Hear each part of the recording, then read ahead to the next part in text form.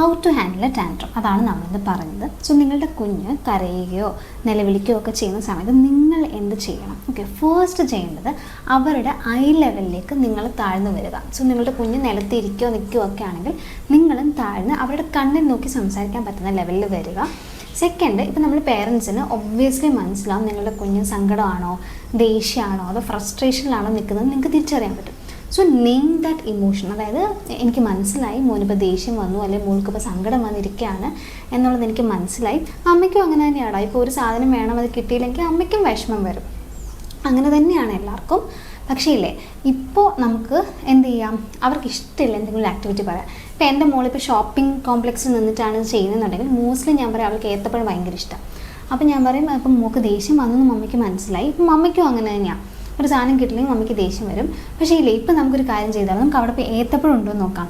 എന്തെങ്കിലും എത്ര വാങ്ങിക്കണം, എത്ര എണ്ണം വേണം റൂഹിക്ക്.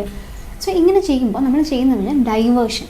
അതായത് ഫസ്റ്റ് നമ്മൾ അവരുടെ ഇമോഷനെ വാലിഡേറ്റ് ചെയ്തു, സെക്കൻഡായിട്ട് അവരെ ഡൈവേർട്ട് ചെയ്തു. അവർക്ക് ഇഷ്ടമല്ല എന്തെങ്കിലും അവർക്ക് ഇഷ്ടമുള്ളതും നമ്മൾക്ക് ചെയ്യാൻ പറ്റുന്നതുമായിട്ടുള്ള കാര്യത്തിലേക്ക് ഡൈവേർട്ട് ചെയ്ത് വിടുക. അത് ചിലപ്പം ഇതുപോലെ ഷോപ്പിംഗ് കോംപ്ലക്സിനാണെങ്കിൽ അവർക്ക് ഇഷ്ടമുള്ളതും നമുക്ക് വാങ്ങിക്കാൻ പറ്റുന്നതുമായിട്ടുള്ള എന്തെങ്കിലും ഒരു സാധനമാകാം.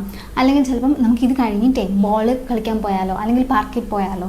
So divert to some of the favourite activity which can be done. ഇതൊരു ബ്യൂട്ടിഫുൾ ആയിട്ടുള്ള മെത്തേഡാണ്. ഇത് പക്ഷെ ചില സമയം വർക്ക് ചെയ്യുള്ളൂ. ഇപ്പോൾ അവരുടെ സങ്കടം ദേഷ്യമൊക്കെ ഭയങ്കര വലുതാണെന്നുണ്ടെങ്കിൽ ഇത് വർക്ക് ചെയ്യില്ല. സോ അങ്ങനെയുള്ള സമയത്ത് let them go through that emotion. Okay, നമ്മൾ അവർക്ക് പറഞ്ഞു കൊടുക്കുക, ലൈക്ക് ലേബിൾ ദറ്റ് ഇമോഷൻ. അവർക്ക് ഏത് ഇമോഷനാണെന്നുള്ളത് ലേബിൾ ചെയ്യുക.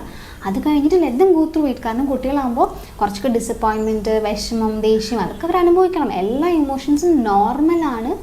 അവൻ ആ ഇമോഷനിൽ കൂടി കടന്നു പോകുമ്പോൾ നമ്മൾ അവൻ്റെ കൂടെ ഉണ്ട്.